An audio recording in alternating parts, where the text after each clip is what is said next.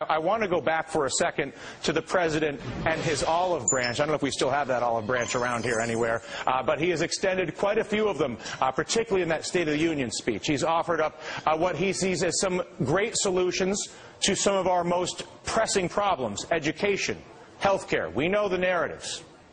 And while the president talks about jobs, rightly so, and stimulus money, and getting our money back from the bankers — there's the olive branch, see, he's extending this — as he has that conversation, and it's compelling, and you want to help him. You want to help him fix the process.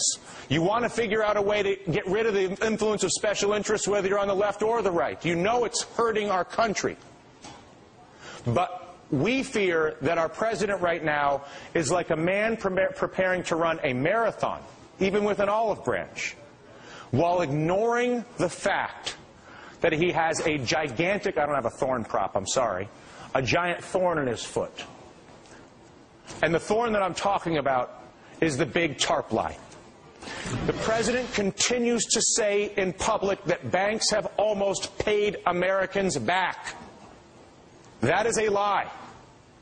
The fact is, the TARP, which Congress approved, is only 2% of the trillions of dollars and free money being provided to our banks by the Federal Reserve and the Treasury.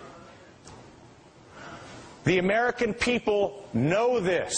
They know that they are subsidizing our banking sector. And yet, the TARP lie continues to be spread by our politicians. Our problem, Mr. President, is either you don't understand it, which I doubt. I'm sure you do. You don't want the American people to understand it, which would be understandable, although I also doubt that. Or perhaps you're hoping no one will notice all the other support, and the big spend, the infinity from the Fed, will make the whole thing go away, which is what I really think's going on. But I'm here to tell you, the problem will not go away until you actually fix it. You see, we know, the American people know, that the CEOs of the banks turned into casinos like Goldman Sachs, JP Morgan, Citigroup, and AIG have paid themselves hundreds of billions of dollars building the debt bombs I was just talking about and exploiting the 0% money from the Fed and the free money they get from the Treasury. The rewards for this go to the bankers in the form of compensation, particularly the CEOs, who are the ones that decide how much risk the bank can take. Meanwhile, the risks those banks take, ultimately, the losses on all their gambling, go to us, the people, and are harvested from our labor in the form of our taxes. And worse, the extraordinary returns offered by the bankers' fraudulent practices are like a black hole for America, sucking money that would otherwise be getting invested in our country. But why would I go through the trouble of dealing with the investment when I have a funny money machine legalized by the government over here that's done in secret at the bank?